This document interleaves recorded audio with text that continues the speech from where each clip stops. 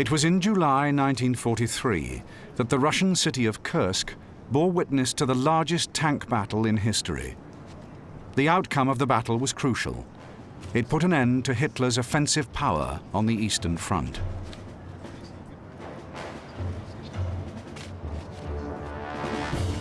At Kursk, the Soviet army would draw the German forces into a deliberate battle of attrition designed to grind down Hitler's last remaining attacking strength in the east.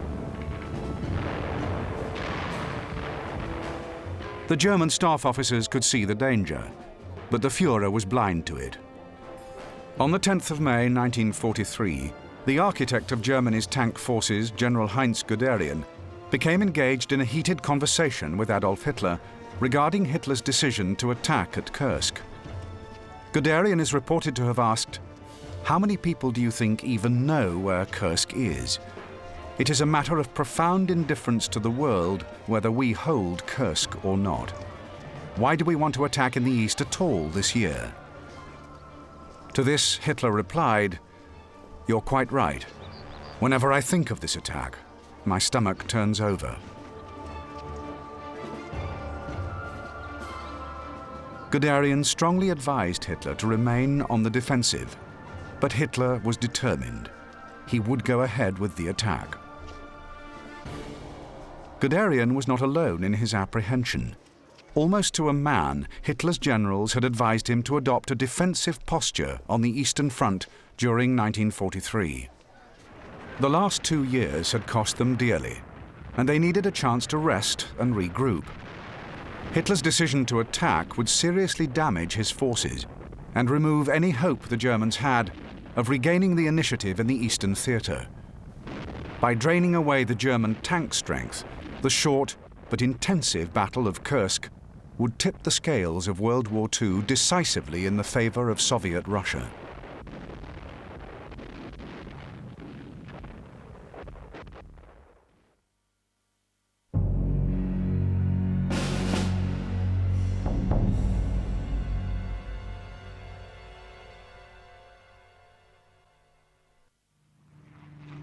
On the 1st of September 1939, Hitler's forces smashed through the Polish frontier. This prompted Britain and France to officially declare war on Germany 2 days later. Hitler hoped to avoid this outcome, as he never expected the Western governments to go to war over Poland. Poland was obliterated in a matter of weeks when Hitler used the blitzkrieg tactic to gain control of the country. Before Hitler could continue advancing eastwards, he knew he would first have to deal with his enemies in the west. By May 1940, the German troops turned their offensive westwards.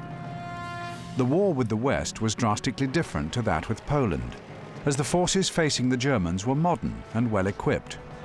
However, the British and French armies were still relying on tactics used during the First World War, and were totally unprepared for the superior skills and strategy of the Germans. Within weeks, Hitler took control of Holland, Belgium, Luxembourg, and France.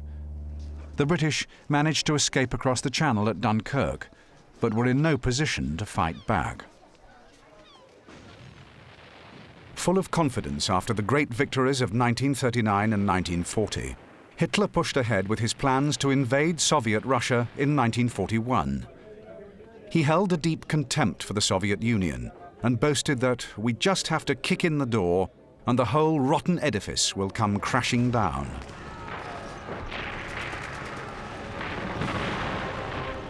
The gains made during the invasion of Russia in June 1941 confirmed Hitler's optimism, as a disorganized and poorly led Red Army retreated in complete confusion. However, the first winter in Russia gave the German soldiers a sharp taste of what lay in store for them. Battered but unbowed, the German forces just managed to avoid total collapse. For the next 18 months, the front lines seesawed back and forth, as both sides wrestled for control of the towns and cities. The southern region in particular saw some of the biggest and most damaging battles for both sides. Ferocious battles for Sevastopol, Kiev, Rostov, and Stalingrad consumed vast amounts of men and materials, as control of the towns and cities swayed from side to side.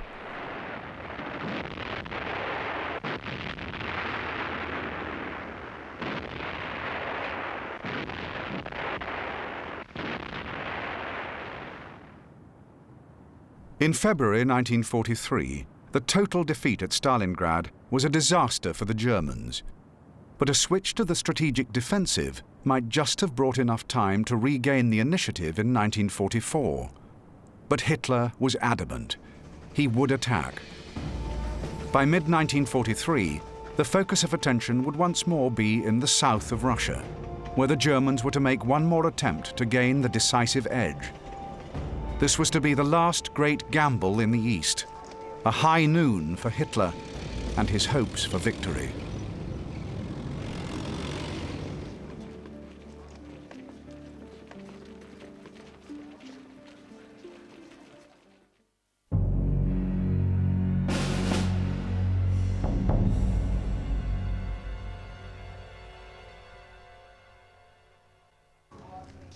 Confident after the stunning victories over Poland in 1939 and the Western Allies in 1940, Hitler pushed ahead with his ultimate goal of defeating Soviet Russia in 1941.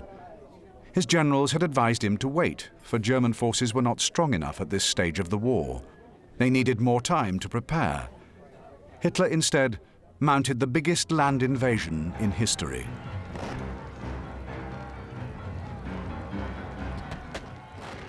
Like his previous campaigns, Hitler expected quick victory, and the mobile warfare tactic was employed once again. By the winter of 1941, however, it was apparent that the war in Russia would be difficult and take far longer than anticipated. The Russians launched a massive counter-offensive during this first winter and almost succeeded in defeating the Germans. Hitler himself issued the order to stand fast and hold the ground already won. The success of this policy convinced Hitler that he knew better than his generals. But when it was repeated, the policy of holding on was to prove disastrous.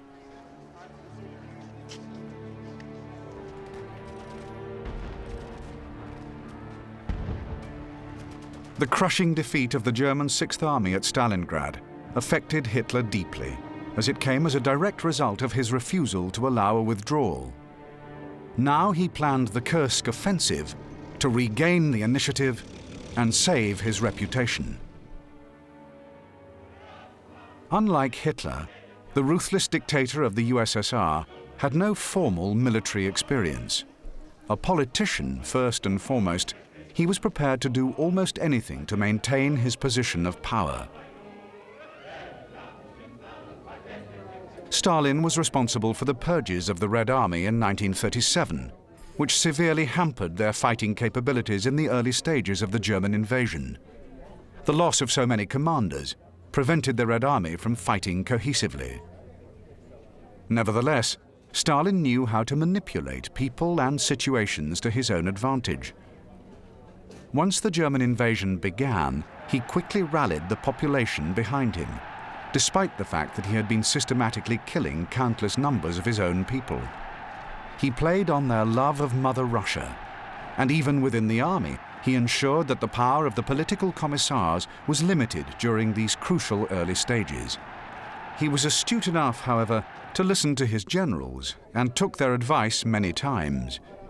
He put the brilliance of commanders like Zhukov and Konev to good use, playing one against the other to ensure maximum results. Quick to take the glory for any successes, and ruthless enough to ensure his troops and people would not dare to question him, he saw his nation through to ultimate victory over the Nazi invaders.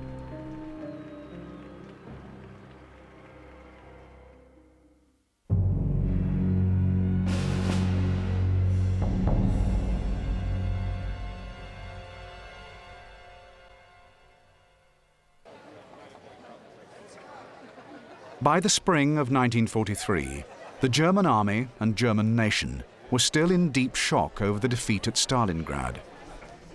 This defeat was their first major reverse of the war, and the famed tenacity of the Russian soldier had been decisively proved. The Russian offensive, launched immediately after Stalingrad, presented the very real danger that the German army would be pushed back even further.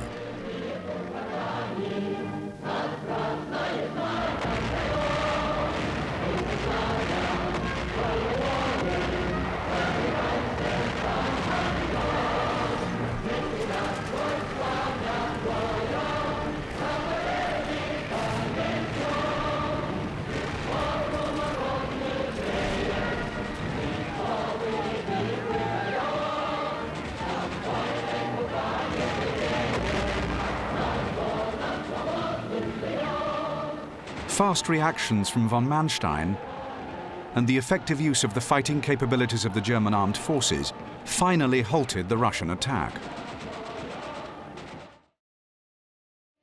The stunning victory at Kharkov, achieved against the odds, became known as von Manstein's miracle. The desperate men of Army Group South had at last contained the Soviet advance.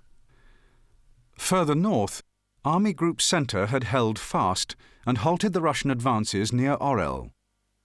In between these two areas, the Soviet advances had created a huge enemy bulge, which held large amounts of Soviet men and materials.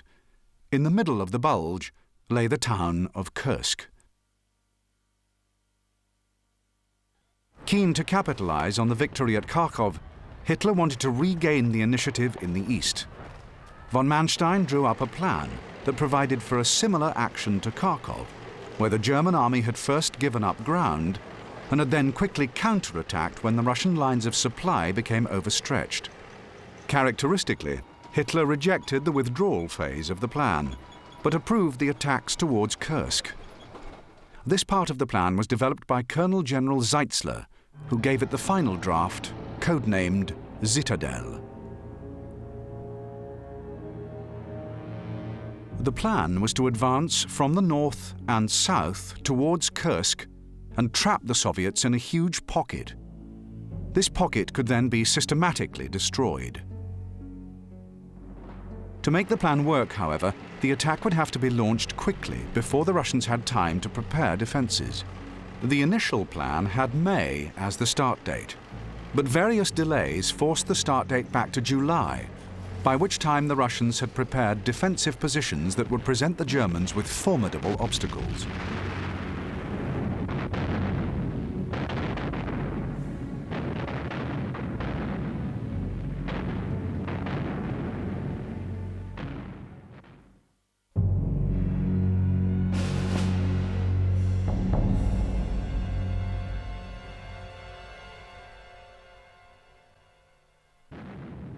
The Russian victory at Stalingrad had shown that the mighty German army could be defeated.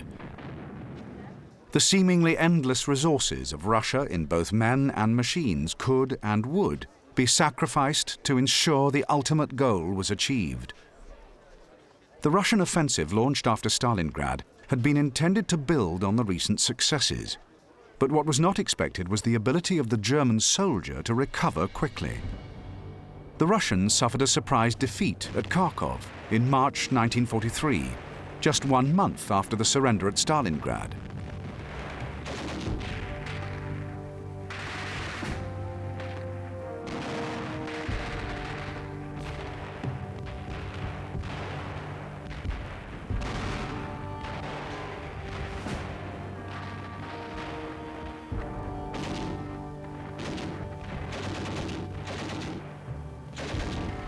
Stalin was keen to advance further, but Zhukov and others persuaded Stalin that a defensive posture was more suitable at this stage of the war. The Russians were also fully aware of the German plans, as they had been receiving information from the Lucy spy ring. This reliable source was fed from Bletchley Park in England. The scientists working at this top-secret location had broken the secret German Enigma code at the start of the war, and had been watching developments very closely ever since. They passed information to the Soviets via an intricate web of contacts situated in Switzerland. Although the Russians never knew the true source of the information, they came to rely upon its accuracy. They were therefore given the dates of the planned German attacks in advance and began to prepare accordingly. massive defensive belts were constructed, with the sole purpose of the destruction of German armor and men. Zhukov, the master tactician, also gathered strong reserves that would be unleashed when the time was right. This well-prepared trap would be the launch pad for the defeat of Germany in the East.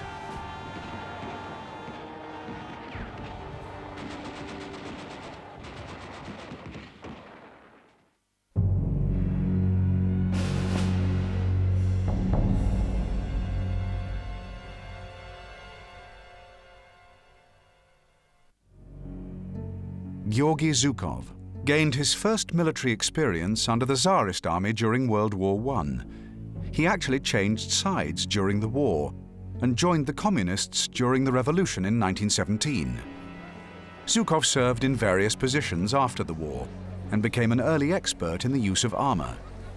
He managed to escape the purges of 1937 that cost so many their lives. His first real success came against Japan at Khalkhin Gol during 1939, and he then played his part in the successful defense of Leningrad. He was given the responsibility for the defense of Stalingrad in late 1942, when he planned and executed the first major defeat of the German army.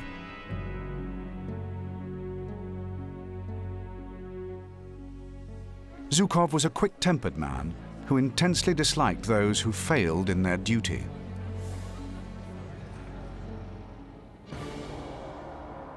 Konstantin Rokosovsky was one of the Soviet advisors during the Spanish Civil War.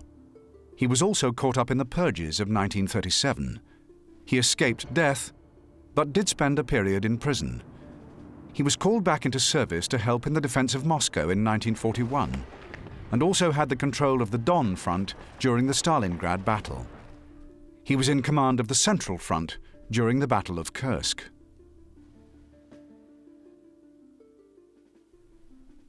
Pavel Rodmystrov was also an early advocate of tank warfare. He first had command of the Russian 7th Tank Corps and was involved in the fighting around Rostov and Stalingrad, where he formed his tactical ideas. It was Rodmystrov who first suggested the use of complete armor-only formations. This tactic was adopted, and he subsequently gained command of the 5th Guards Tank Army. A very able commander, Rodmystrov had the appearance of a quiet schoolteacher, but the mind and determination of a brilliant military tactician. Ivan Konev, born in 1897, served the Tsar during the First World War as an NCO. By 1917, he had become a communist and joined the Russian Revolution, serving as a political commissar. He then joined the Red Army and graduated successfully from the Frunze Military Academy. In August 1941, he served in the Transcaucasian Military District inside the Smolensk sector. In October 1941, he became commander of the Kalinin Front and helped to resist the German drive towards Moscow. Konev made a name for himself as an aggressive and highly competent commander, regarded by many as second only to Zhukov. He was the perfect man to command the steppe front during the Kursk offensive.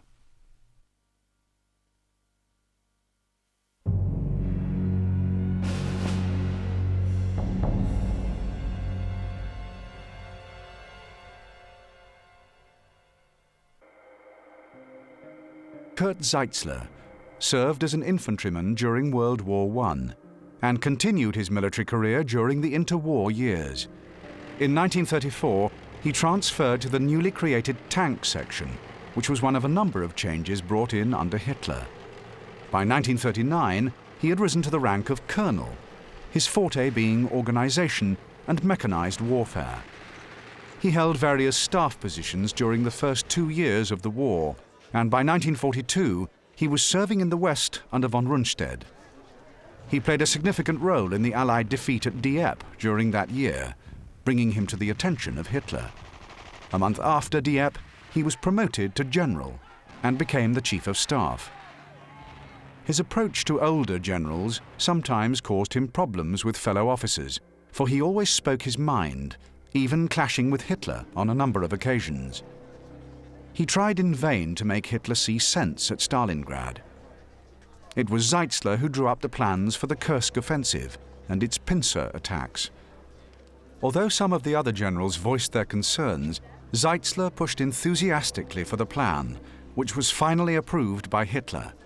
Its consequences would prove disastrous for Germany. Erich von Manstein, the commander of Army Group South, is acknowledged as one of the most able German commanders of the Second World War. His military experience dated back to World War I, where he fought on the Western and Eastern fronts. Before the end of the war, he had reached the rank of captain. By the time Hitler came to power in 1933, von Manstein was a lieutenant colonel with the German General Staff. Further promotions followed until the outbreak of World War II, when he held the rank of lieutenant general. Before the start of the war, he had been responsible for suggesting the use of the assault gun that was to become known as the Sturmgeschütz, a machine that was to play a significant part in Germany's conduct of the war. He was closely involved in planning the various opening campaigns.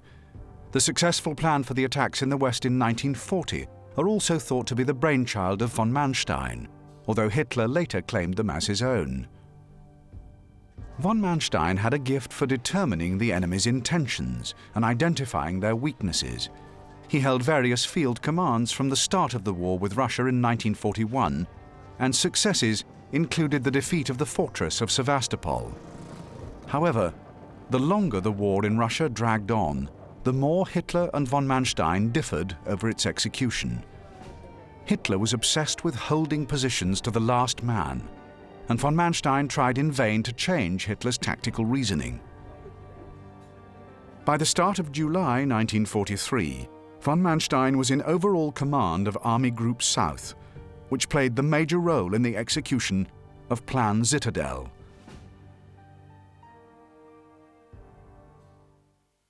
Hermann Hoth, born on the 12th of April 1895, served in the First World War. He remained in the German army, and by 1936, Hoth was a divisional commander. He commanded the 15th Panzer Corps during the invasion of Poland, and on the 27th of October 1939 was awarded with the Ritterkreuz for his service. Hoth went on to lead the 15th Panzer Corps through the successful French campaign of 1940. He then led Panzer Group 3, later renamed the 3rd Panzer Army, towards Leningrad and on to Moscow, where he almost succeeded in his mission. By 1942, Hoth was commander of the 4th Panzer Army and in action at Stalingrad. His mission was to get the trapped 6th Army out of the city, but the task was virtually impossible, and he failed. Hoth and his 4th Panzer Army went on to be involved at the heart of fighting at Kursk.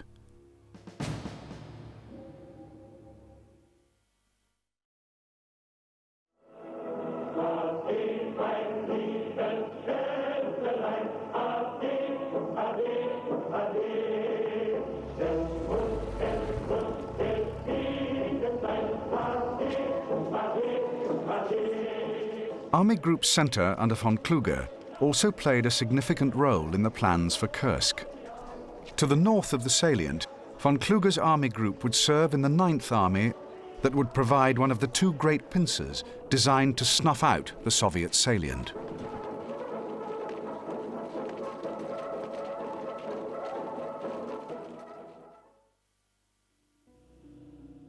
Walter Model also gained his early experiences during World War I, attaining the rank of captain. Like von Manstein, he had served in the interwar German army in various staff and field postings, including a stint as a lecturer on tactics and history. He continued in various posts in the early stages of World War II, and by mid-1940 held the rank of lieutenant general, when he was also given command of the 3rd Panzer Division. Although he was an infantryman through and through, he quickly made it his job to explore the potential of tank warfare. Model constantly visited the front lines and always took a keen interest in the welfare of his men. His division was involved in the titanic encirclement at Kiev and also the attacks towards Moscow. Model firmly believed in the concept of lightning war, and his successes did not go unnoticed by Hitler. By the start of 1942, He was in command of the 9th Army with the rank of Colonel General. He was given the task of attacking in the Rzhev sector in southern Russia. The bloody battles here would last for almost a year. By spring 1943, his 9th Army was well placed to take part in the Kursk offensive.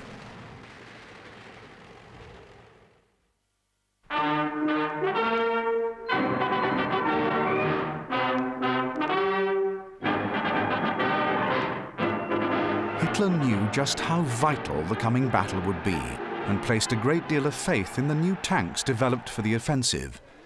General Heinz Guderian had been recalled and appointed to a new position of Inspector General of the Armoured Forces, especially for the Kursk battle.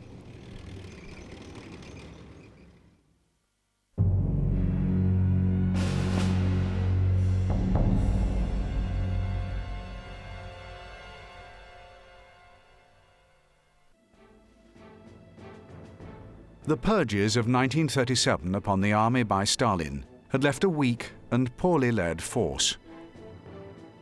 Around the start of 1941, however, the army was undergoing a reorganization. When the Germans launched their attack in June of that year, they caught the Red Army off guard.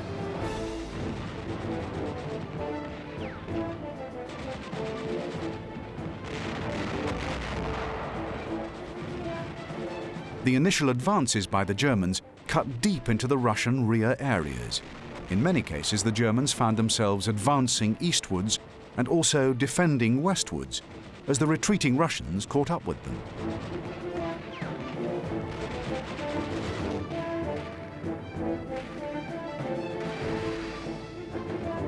There appeared to be no effective organization or control over the mass of Russian soldiers in the early stages. As the first winter set in, however, the first signs appeared that things were not going to go Hitler's way. Better adapted to the climate and countryside, the Russian army quickly launched their first offensive that almost succeeded in overrunning the German army. The main drawback for the Red Army was the constant interference by political commissars who instilled fear into every soldier. Often, commanders were reluctant to take key decisions without clear instructions from much higher up. This directly affected the course of the fighting and may have contributed to some of the Red Army's defeats. The Russian soldier was also dealing with new tactics being employed by the Germans. What was more, the Red Army suffered many problems of supply, and the loss of vital industrial regions and the relocation of factories further east hit production hard. As the war progressed, the Red Army became better equipped and more able to cope with the superior skills of the German army.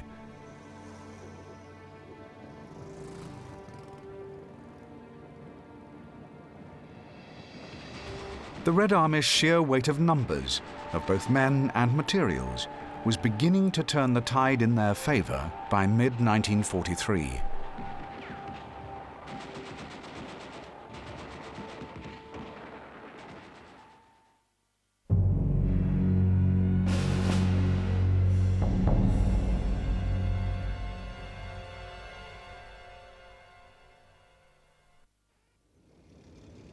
The Russian soldier had the backup of plentiful tanks and planes, and they did not appear in the bewildering array of different types used by the German army.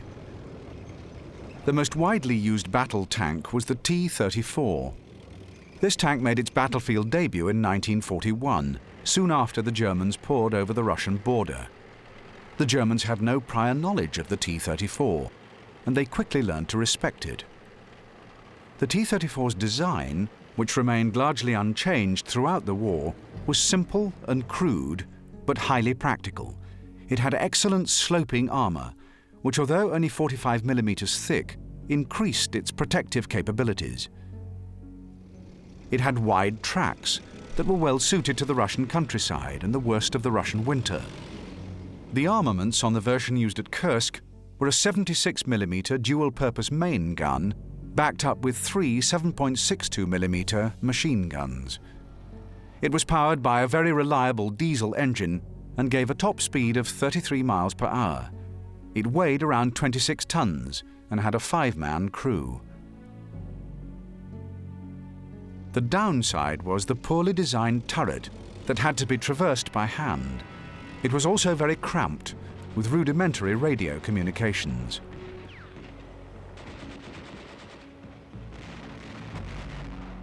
Fighting alongside the T-34 was the KV-1.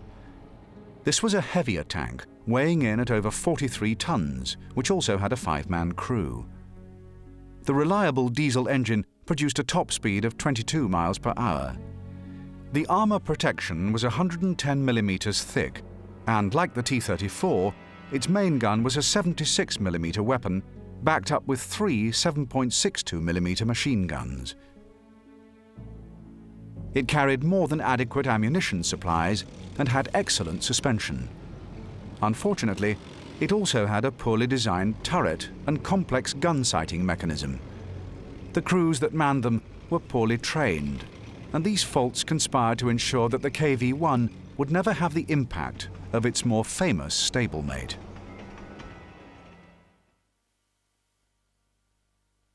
Kursk is famed for its large tank battle, but equally as ferocious was the aerial war that raged overhead. Like their tank forces, the Russians used a few simple designs for their aircraft that were practical and produced in large numbers. The IL-2 was one of these. It would see a great deal of action around Kursk.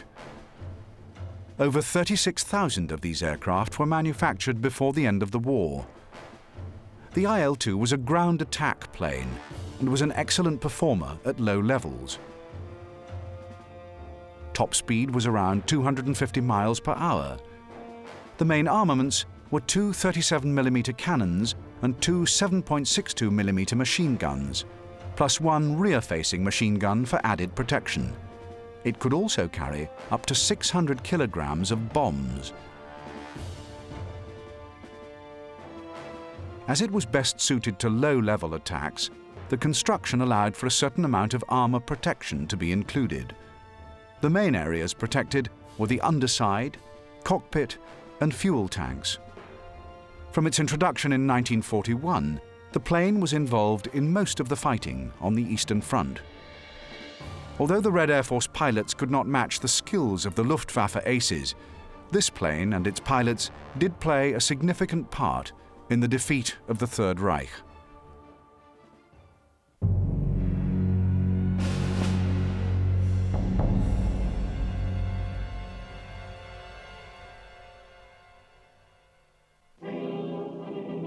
The Nazi propaganda machine had described the Russians as subhuman. The German army advanced into Russia with the belief that they were up against an incapable army, poorly led and badly equipped. The first 6 months of the war produced evidence that this was indeed the case.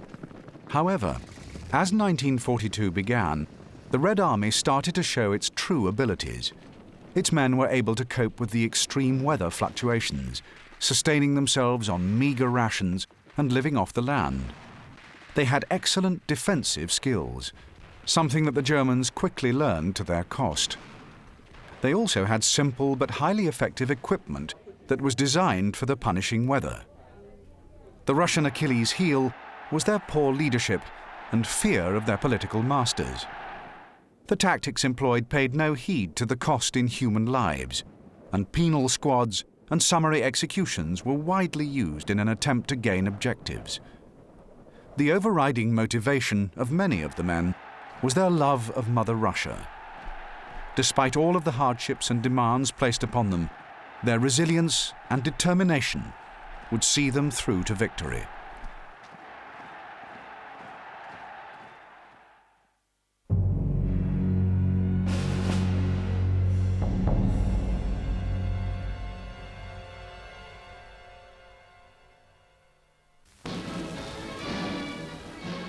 The German army of World War II was arguably one of the most efficient the modern world has seen. Superbly led by capable leaders such as Guderian, Rommel, Model, and von Manstein, they achieved victory after victory in the first years of the war.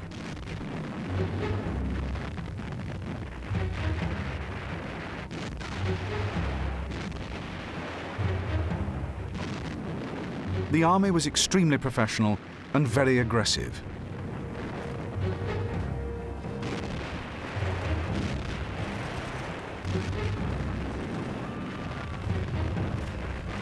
Expert training saw the Wehrmacht employ new and far-thinking tactics with devastating results.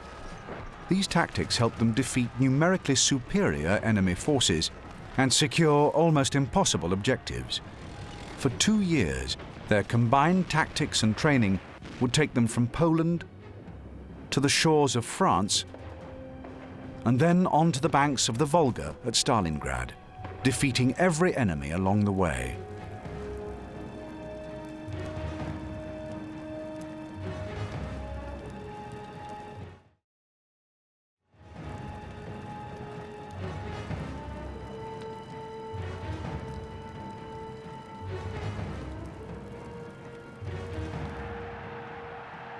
A major problem was that the Wehrmacht had to contend with incessant infighting at higher levels.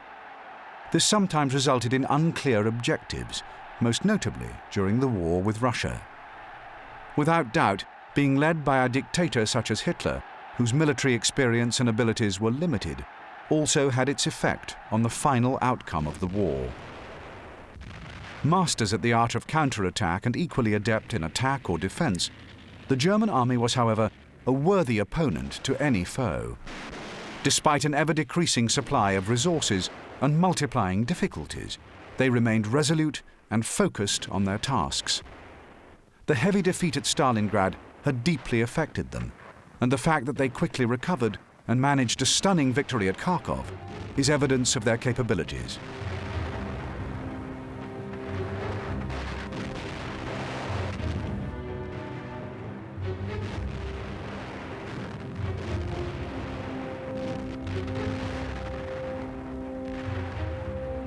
Contrary to popular belief, by the start of July 1943, the German army was far from defeated.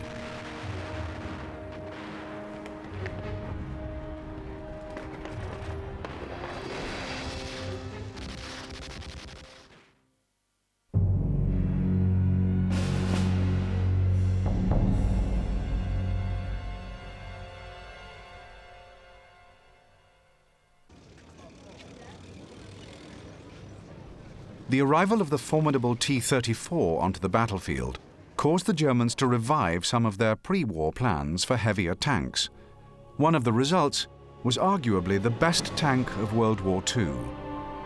The Panzer Mark V, or Panther, weighed in at 45 tons.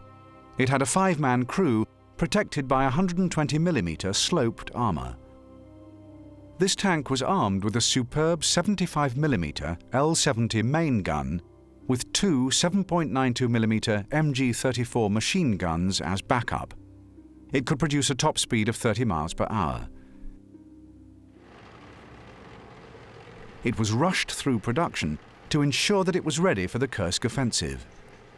Hitler placed great hopes on the Panther and delayed the start of the battle to allow for its production.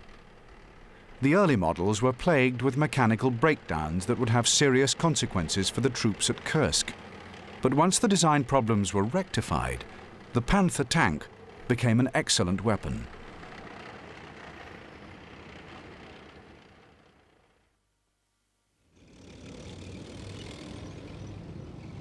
The Panzer Mark VI, better known as the Tiger I, was designed to put the Germans ahead of the Russians in tank design. The result was a machine that weighed in at a huge 55 tons.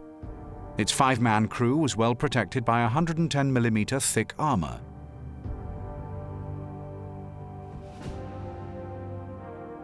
Unlike the Panther, the Tiger I had the more conventional flat-sided armour that wasn't as effective as sloped armour, but it was so thick that it was virtually impervious to any weapon on the battlefield.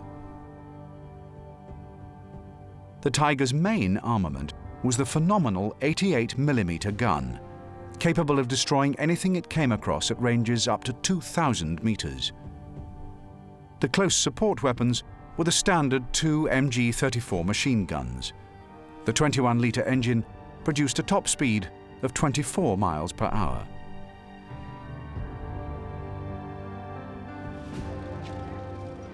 The first large-scale deployment of the Tiger tank was at Kursk, when approximately 100 were used.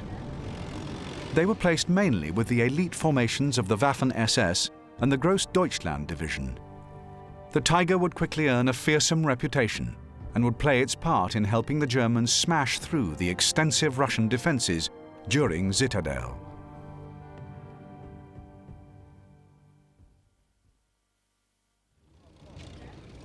This heavy tank destroyer appeared after Ferdinand Porsche's design for the Tiger I was turned down. The Porsche firm was so confident that their design would be chosen that they had begun to produce their version, but production stopped when Hitler's decision was announced. Rather than waste those that had already been constructed, they were put to use. Hitler had also ordered the design of an assault weapon that could mount the longer L-71 version of the 88mm gun. The Tiger I was incapable of doing this, so the 90 Porsche chassis were chosen. The resulting weapon, Ferdinand, weighed in at a colossal 68 tons and required a crew of 6 men. The armour protection was provided by 200mm of steel plate. The top speed was only 12 miles per hour. The Ferdinand was rushed through the production stage with very serious consequences for the crews manning them and the infantry who were relying on them during the fighting. During the design stage, the need for a close-quarter defence machine gun was overlooked. The suspension was not adequate to support the weight of the tank destroyer, with the result that the vehicle easily bogged down. These flaws helped to ensure that the battlefield debut of the Ferdinand was a failure. 40 of the 80 machines which took part in the battle were lost to the enemy within the first 3 days.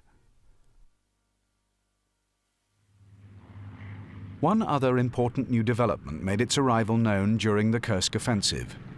The Stuka dive bomber had played its part in the early victories of the German army. It became an excellent psychological weapon and instilled terror again and again. However, as the war progressed, this slow aircraft was quickly outclassed by the faster enemy planes. The Stuka had undergone a few modifications since its first introduction in 1937. The standard version, available in early 1943, could reach a speed of around 255 miles per hour. The armament was 2 7.92mm machine guns situated on the wings, with a further rear-facing machine gun. It could carry up to 1,800 kilograms of bombs. The Stuka was widely used, and during March of 1943, testing took place on a new anti-tank version. 2 37mm flak cannons were fitted to the underside of the plane in place of the bomb load. It was soon found that this weapon was very accurate and effective for destroying enemy tanks, although the pilots had to go into a shallow dive and get within close range of their targets, making them vulnerable to anti-aircraft fire. The use of this new weapon became the responsibility of some of Germany's best-known pilots, among them Hans Ulrich Rudel, an accomplished airman who held Germany's highest award for bravery. Rudel, and the pilots like him, put the new tank-busting variant to good use and quickly chalked up a high number of enemy tank kills.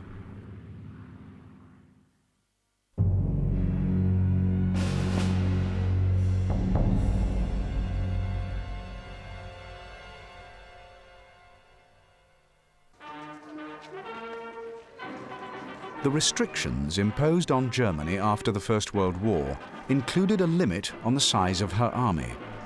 Although painful for the Germans, this restriction would have noticeable benefits when war finally broke out again. The selection process was rigorous, and only the best candidates were chosen. As the political situation changed and the army expanded, these carefully chosen men moved up the ranks and passed their skills down to many others. Another result of the interwar restrictions was that even the most junior soldier was trained to take the place of his superior. With some brilliant tacticians and military minds leading them, and supplied with good equipment, the German army of 1939 was a truly formidable opponent.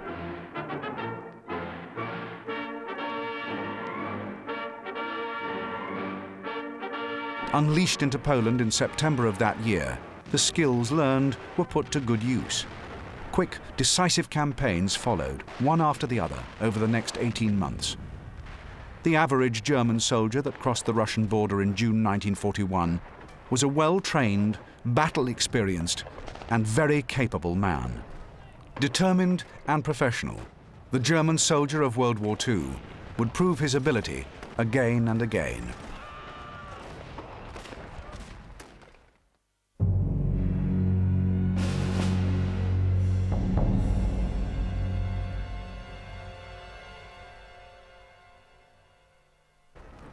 April 1943 saw the German army in desperate need of recuperation after their recent victory at Kharkov. The Russian army was also in danger of outrunning its own extended supply lines. These two factors resulted in a period of relative quiet over the Kursk region. But as German intentions became clear, the Russians began an intensive program of defensive measures that were designed to trap and blunt the German armor. Thousands of anti-tank guns were built into defensive lines in great depth, and millions of anti-tank mines were laid. Both sides prepared for the coming clash throughout May and June 1943. Expectations were high.